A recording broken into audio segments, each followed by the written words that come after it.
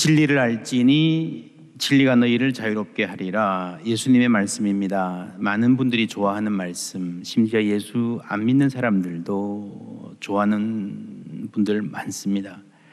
그런데 예수님이 이 말씀을 하셨을 때에 듣는 사람들은 발끈했습니다. 분노했습니다.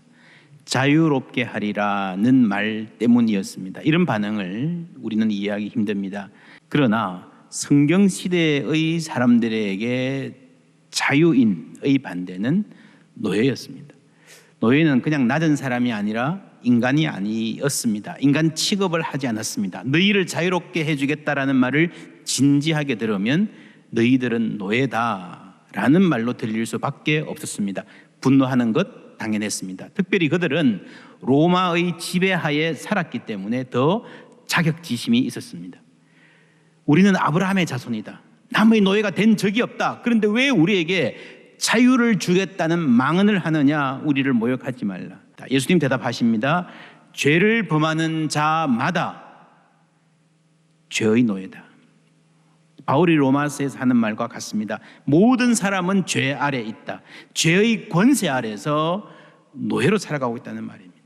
죄 아래 있는 사람은 죄 가운데 살다가 심판받을 수밖에 없는 심판 아래 있는 사람입니다. 그런데 하나님이 우리를 해방하십니다. 이것이 기쁜 소식 복음입니다. 하나님의 의가 복음입니다. 이제는 율법 외에 하나님의 한 의가 나타났으니, 이제는 이라는 이 말은요, 전과 다르다는 거죠. 전에는 전혀 길이 없었는데 구제, 불능이었는데 이제는 길이 생겼다는 말입니다. 원문은 그러나 이제는 이래서 이 전환을 굉장히 강조합니다. 그러나 이제는 예수 그리스도로 인해서 모든 것이 달라졌습니다.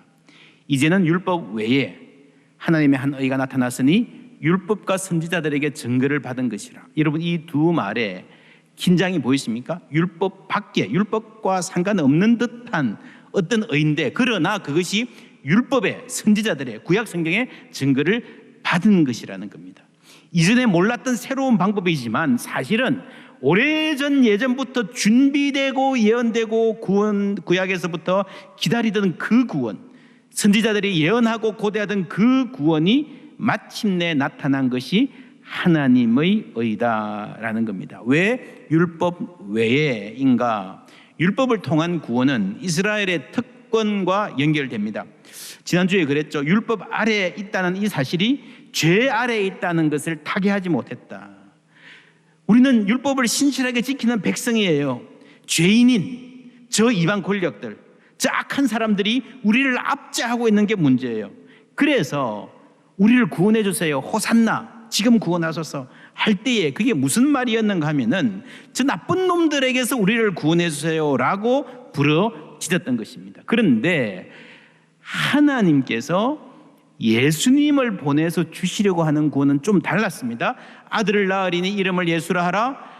그가 자기 백성을 그들의 죄에서, 여러분, 자기 자신들의 죄라는 겁니다. 이스라엘의 죄에서 구원받아야 된다는 거예요. 이집트의 죄, 바벨론의 악, 로마 제국의, 헬라 제국의 폭력적 통치가 아니라 그들 자신의 죄로부터 구원받아야 된다는 겁니다. 구원은 1차적인 좁은 의미에서 건져준다는 말입니다. 스스로 건질 수 없기에 스스로 구원할 수 없다는 말입니다. 모든 사람이 죄를 범하여 어디에? 하나님의 영광에 이르지 못하더니. 그래서 하나님의 의, 율법 외에 하나님의 의가 필요했습니다. 구약에서 바라고 바라던 하박국이 망대에 서서 하나님 왜 우리를 그냥 이렇게 놓아두십니까? 라고 애타게 기다렸던 그 구원이 하나님의 방법으로 제시된 것입니다. 1장 17절에 복음에는 하나님의 의가 나타나서 믿음으로 이르게 하나니라고 했는데, 이 말은, 이 하나님의 의는 언약을 지키시는 그 구약 백성들의 간절한 바람에 응답하시는 하나님의 언약적 신실하심이라 그랬습니다. 복음에는 하나님의 언약적 신실하심이 나타나서 신실함에서 신실함으로 이르게 하나니로 이해해야 됩니다.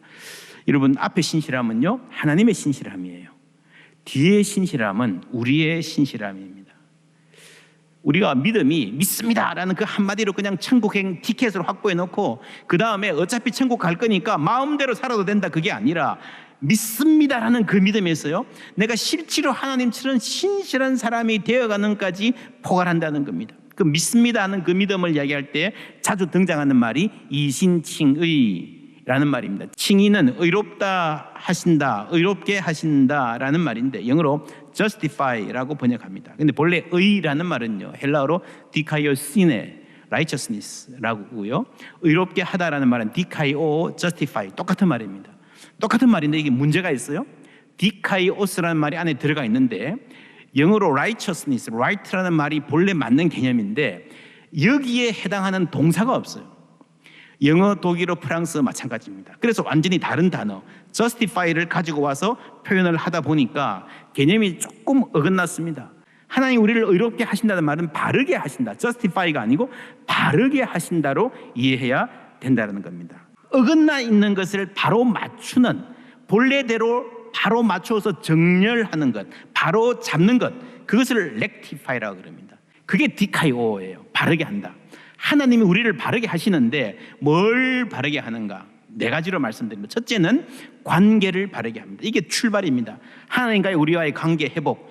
그 두 번째 의미, 바르게 한다는 것은요, 사람을 바르게 한다는 겁니다. 이게 존재의 변화고요, 성화입니다. 우리가 실제로 바뀌는 겁니다. 성경이 성화라고 하는 sanctification이 바로 이겁니다. 우리가 칭의와 성화를 딱 나누어서 여기까지는 칭의, 여기까지는 성화, 이거는 성경적인 개념이 아니에요. 같은 구원을 어떤 면에서 보면 칭의고 어떤 면에서 보면 성화인 겁니다. 이 성화도 바르게 하시는 하나님의 큰 은혜에 속해 있다라고 봐야 됩니다. 세 번째, 법정에서 무죄로 선고해 주신다. 이게 칭의라고 하는 거죠. 미래, 이거는요, justify. 어떤 개념인가 하면은 사람이 죽으면 전부 다 하나님께 심판을 받을 것입니다. 역사의 끝에 하나님이 모든 인류를 다 심판하실 것입니다. 그 미래에 있을 심판, 최후의 심판을 현재로 가져와서 지금 우리를 예수 믿는 순간에 의롭다고 하나님이 선언해 주신다는 겁니다. 예수 그리스도의 공로에 의지해서. 여러분, 그러면 심판은 왜 합니까? 심판의 목적은요, 바로 잡는 거예요. 그래서 하나님이 세상을 심판하신다 그럴 때 거기는 언제나 의의 성이 개입되어 있습니다. 우리가 언제 주님을 보고도 대접하지 않았습니까? 멸망받을 사람들이 진짜 아현실세계에서 그런 적이 없다는 거예요. 구원 얻는 사람도 마찬가지입니다. 우리는 주님께 잘해드린 적 없어요. 의의 성. 여러분, 심판은 의외의 결과를 가져올 것입니다. 지금 우리의 생각이 이 세상이 움직여가는 기준 자체가 그만큼 잘못되어 있다는 겁니다. 여러분, 최후 심판의 목적은요, 상과 벌이 아니에요. 이 세계 전체를 바로 잡으시는 겁니다. 그런데 그 바로 잡으심의 사역을 미루지 아니하시고 그 핵심을 가져와서 지금 시작하시는 것이 현재적 칭의의 목적입니다. 여러분, 너 그냥 미래에 내가 천국 들여다 보내줄 테니까 안심하고 살아라, 그게 칭의의 목적이 아니고요, 지금 선포하시고 그 사람들로 하여금 하나님이 미래에 바로 잡으실 그 나라의 원리를 따라서 지금 살아라 하는 것이 그 뜻입니다. 여러분, 세상은 잘못됐습니다. 이 세상이 잘못됐고 혼돈해 있다는 가장 분명하고 가장 심각한 증거가 뭔가 하면요, 십자가입니다. 전혀 죄가 없으신 한 분을 세상 역사 가운데 가장 참혹한 형별로, 빌라도 혼자가 아니라 그 주위에 있는 모든 사람들이 힘을 합해서 손가락질하고 배반하고 그렇게 죽였던 이 십자가, 뭡니까? 그만큼 이 세상의 기준과 생각이, 우리가 이 세상이 작동하는 원리가 엉터리라는 거예요. 거꾸로 됐다는 겁니다. 그래서 여러분, 십자가는요, 이 십자가 안에서 세상 전체가 심판받는 것입니다. 이 전도된 가치, 심각한 상태를 일거에 바로잡으시는 것이 그리스도의 부활입니다. 미래까지 기다리지 아니하시고 지금 현재에 하나님께서 예수를 살리시고 세상을 바로잡으시는 활동을 시작하셨다. 그리스도께서 지금 세상을 다스리기 시작하셨다는 것이 복음이에요. 그리고 그 다스림에 순종하여 사는 나라가 하나님의 나라인 줄 믿습니다.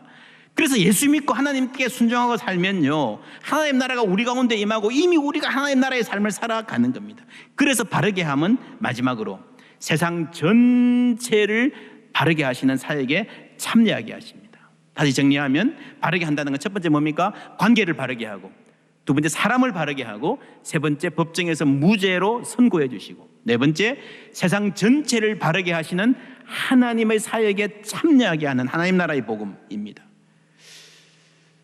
빌립보서 1장에 이런 말이 나옵니다. 너희 안에서 착한 일을 시작하신 이가 그리스도 예수의 날까지 이루실 줄을 우리는 확신하노라. 우리 가운데서 시작하신 착한 일 뭡니까? 칭의, 죄용서, 성화, 새 창조, 중생, 리제너레이션, 전부 다예요. 전부 다.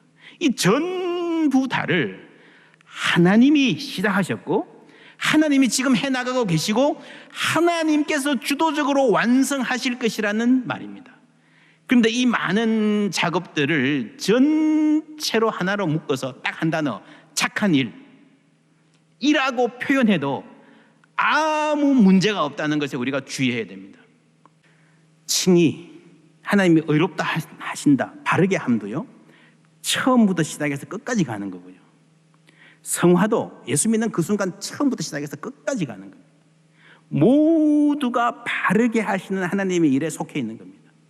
그래서 하나님의 의는 뭔가 하나님의 언약적 신실하심이 나타난 건데, 우리에게 하시는 구체적인 일로 표현해 보면은 바르게 하시는 하나님의 올바름, God's rectifying rectitude라고 할 수 있습니다.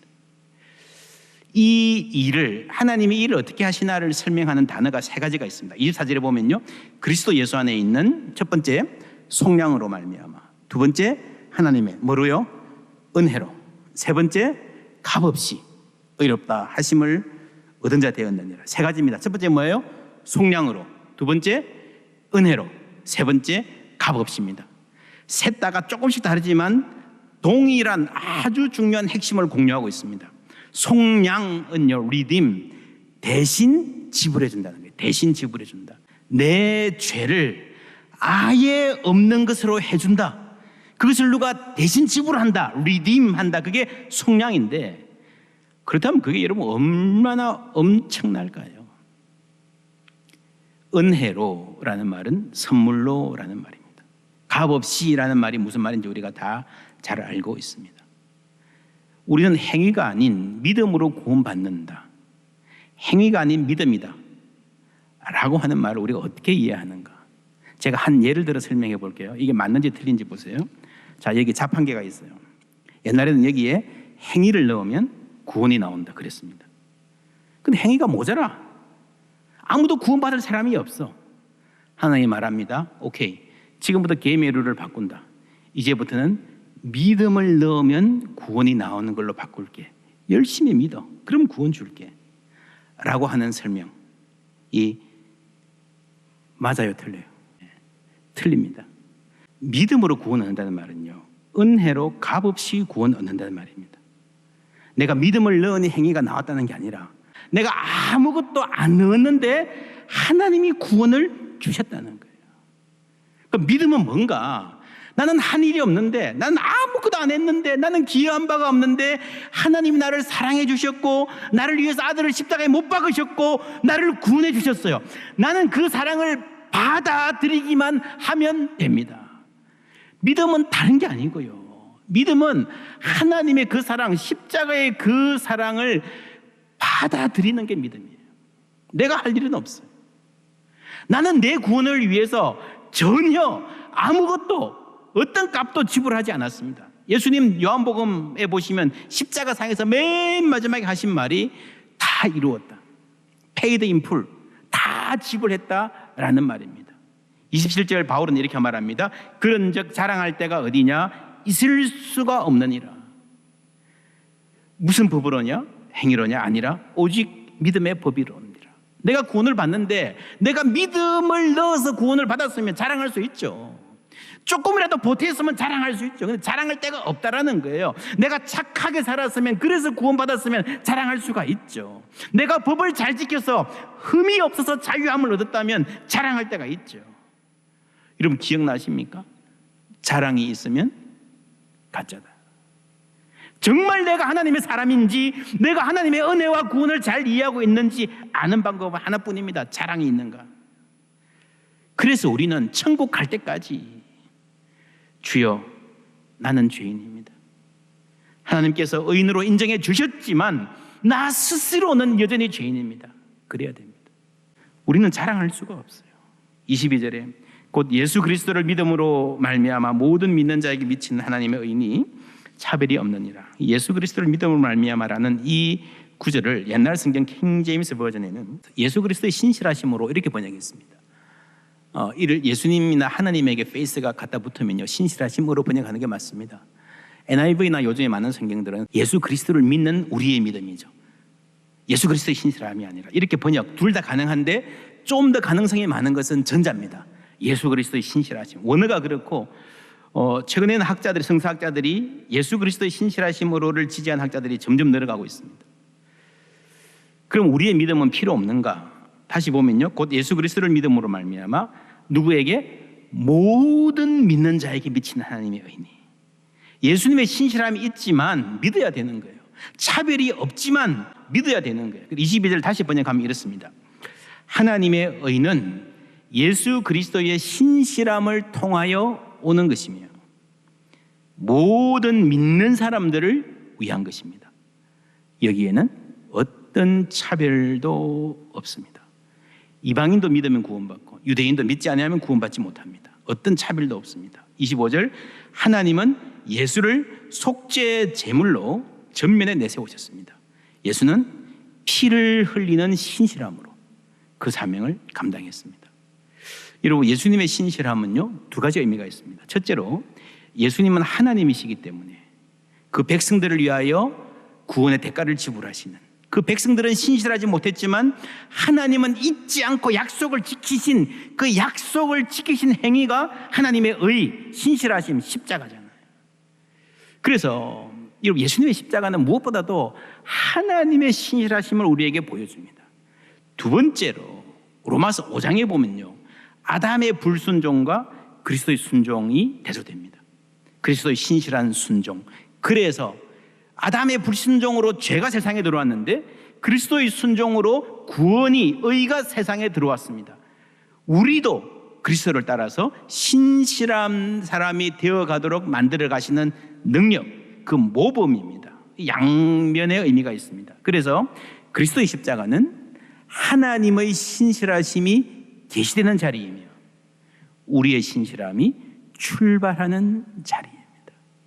신실함에서 신실함으로, 하나님의 신실함에서 우리의 신실함으로 이어집니다. 다시 말씀드립니다. 모든 사람이 죄를 범하였음에 하나님의 영광에 이르지 못하였더니. 여러분 하나님과 사람이 함께 사는 것이 태초에 하나님 우리를 창조하신 복된 상태였습니다. 그런데 우리의 죄가 사이를 벌렸죠. 큰 절벽으로 떨어졌습니다. 많은 인간들이 하나님의 영광에 이르기 위해서 노력했습니다. 세상의 도덕, 세상의 철학, 자기 수양, 마인드 컨트롤. 그런데 이러지 못했어요. 그러면 예수 그리스도의 구원이 뭔가? 세상의 도덕이나 세상의 철학이나 자기 수양이 안 되는 그 길을 믿음이라는 다리를 만들어서 우리가 하나님께로 갈 수 있다는 게 아니고요.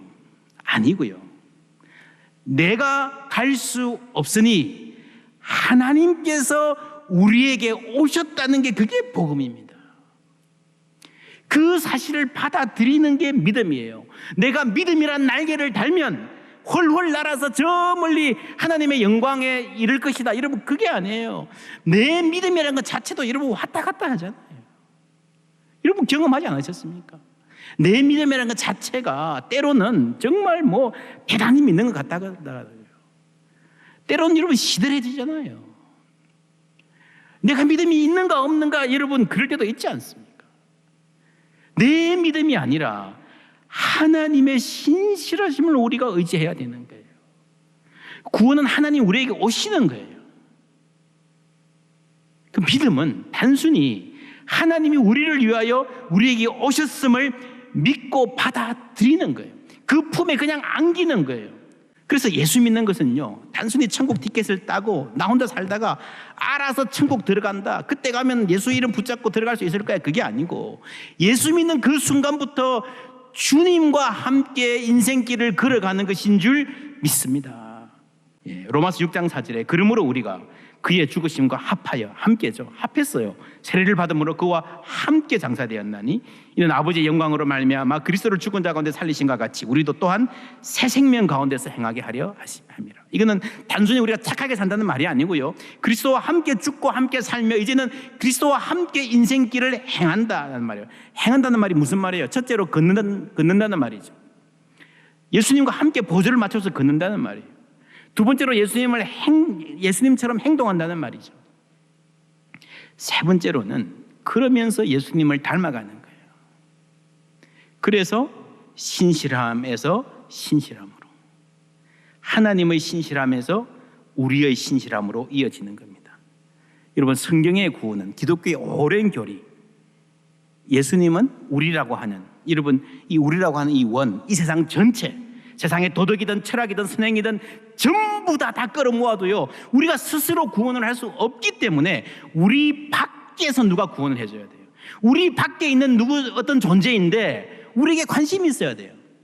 우리를 위해줘야 돼요. 그래서 구원의 아주 중요한 핵심이 우리 밖에서 우리를 위하여입니다. 우리 밖에서 우리를 위하여. 이게 구원의 출발이에요. 그런데 그 다음에는 뭐가 오는가 하면요, 우리와 함께 하는 거예요. 빌립보서 3장 9절에 그 안에서 발견되려 함이니 내가 가진 의는 율법에서 난 것이 아니요 오직 그리스도를 믿음으로 말미암은 것이니 곧 믿음으로 하나님께로부터 난 의라. 내가 그리스도와 그 부활의 권능과 그 고난의 뭐함을 참여함을 알고자 하여 그의 죽으심을 본받아 어떻게 해서든지 죽은 자 가운데서 부활에 이르려 하느니. 여러분, 십자가와 부활의 이야기가 단지 우리의 밖에서 우리를 위하여서 행하시는 일만이 아니라, 이 바울의 이 진술은 정말 놀랍습니다. 예수의 부활과 십자가 고난의 그 삶, 그 죽음 자체가 우리가 함께 참여해야 될 구원의 과정, 복음이라는 거예요. 그래서 여러분, 복음의 진수는요, 주님과 함께 죽고 주님과 함께 사는 것입니다. 그게 구원입니다. 그러한 사람들을 하나님이 의롭다 하시는 거예요. 이제 우리가 주님과 함께 가는데, 이 주님과 함께 가는, 주님의 죽으심과 부활에 참여해서 사는 이 삶조차도 나에게 달려있지 않고 하나님의 신실함에 달려 있습니다. 로마서 구원에 대한 이야기가 쭉 가서 마지막 8장에 가면요, 이런 말이 나옵니다.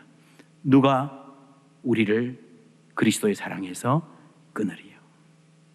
그냥 놓아두면 우리는 또 길을 잃을 수 있고 또 엇나갈 수 있지만, 하나님 우리를 사랑하신 그 사랑은 결코 변치 않고 우리를 붙잡아 주실 줄 믿습니다.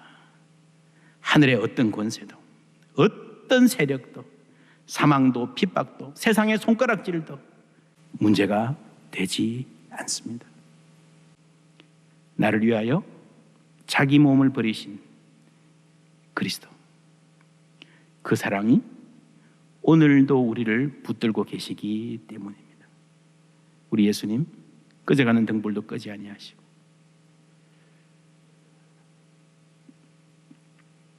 약한 우리를 약하다고 내치지 않는 은혜의 하나님이신 줄 믿습니다.